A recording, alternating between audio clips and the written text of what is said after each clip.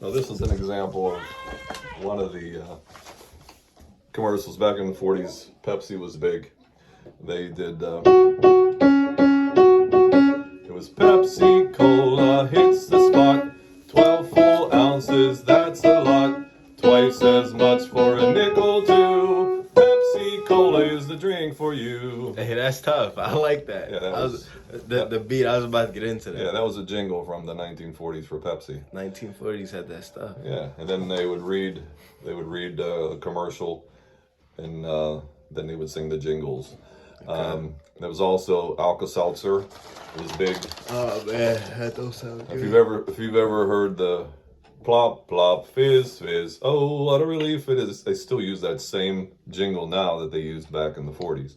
It goes Alka-Seltzer, plop plop fizz fizz, oh what a relief it is. Plop plop fizz fizz, oh what a relief it is. Alka-Seltzer.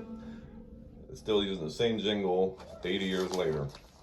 So it's. I got a serious question.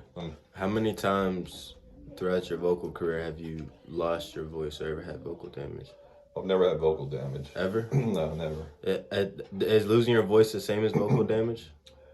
I'm just having allergies today from drainage. I'm just asking so I can make a reference. People can lose their voice for various reasons.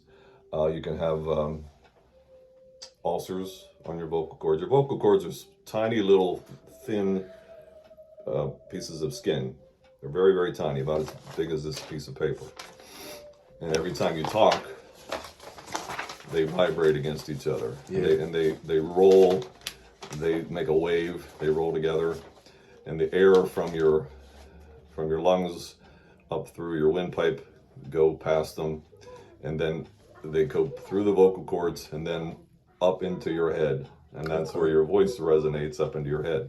So you can get ulcers, which are sort of a temporary problem with your vocal cords. But you can recover from that.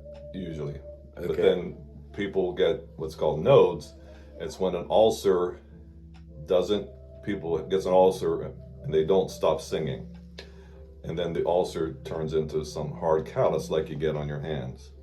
And that's called a node.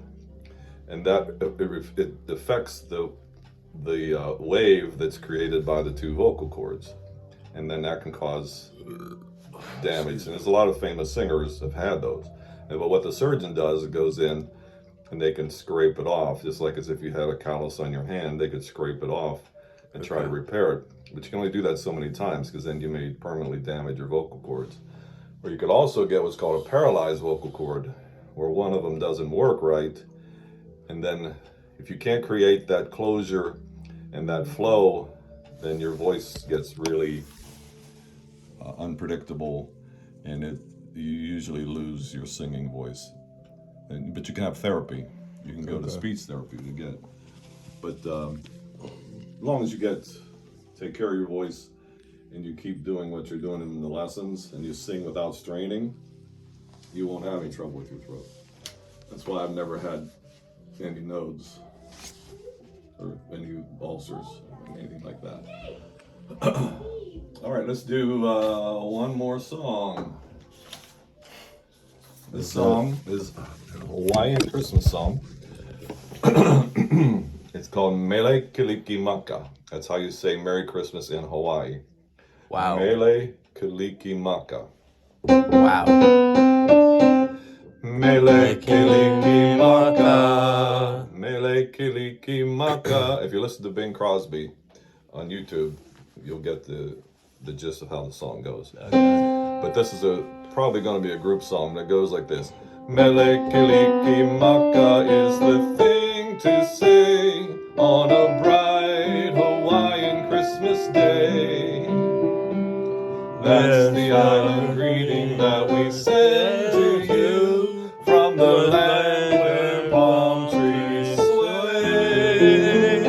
Here we go, now Christmas will be green and bright. The sun will shine by day and all the stars by night. Mele Kalikimaka is a wise way to say Merry Christmas to you. Maka is the thing to sing on a bright Hawaiian Christmas day.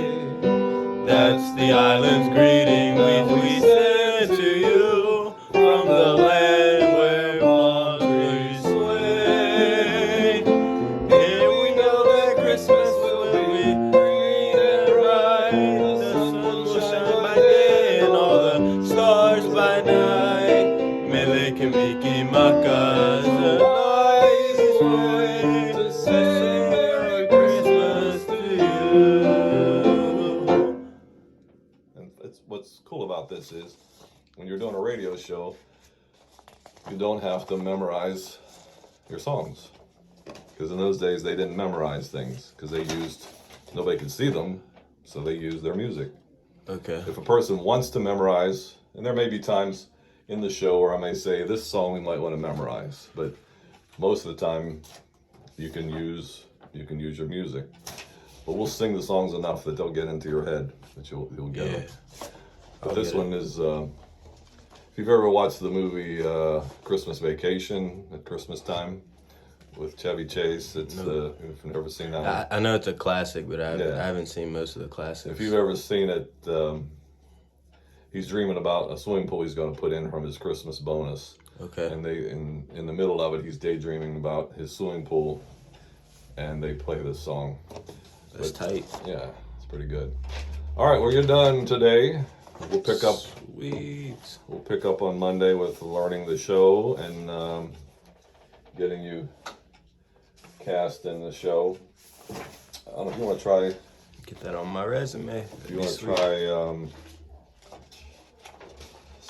Let's try one of the lines in the show. Some of the characters in here.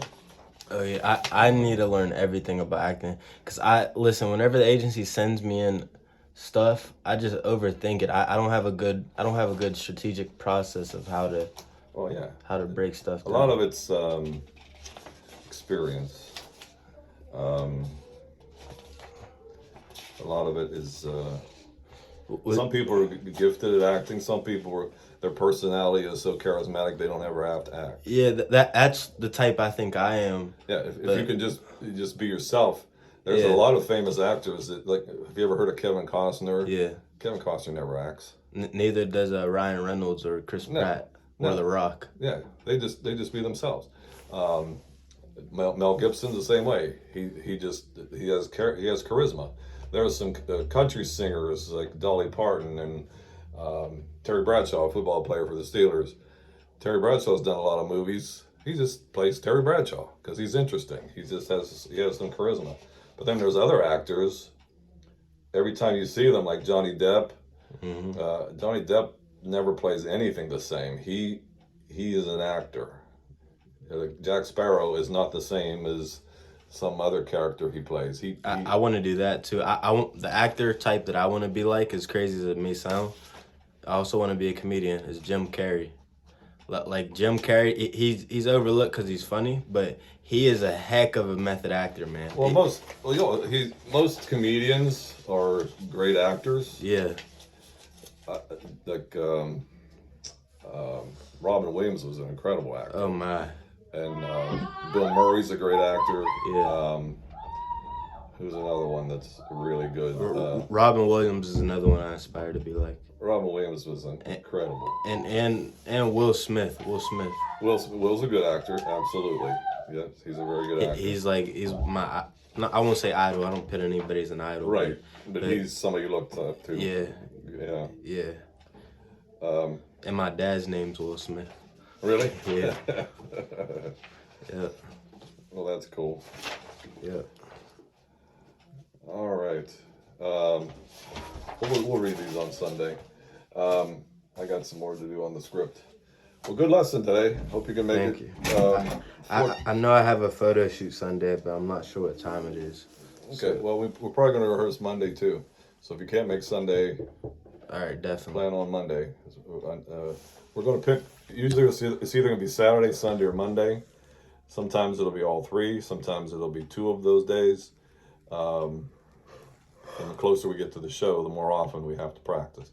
This week is probably going to be Sunday night and Monday night. We have to help paint the set this year because the lady who does our set, her husband's really sick.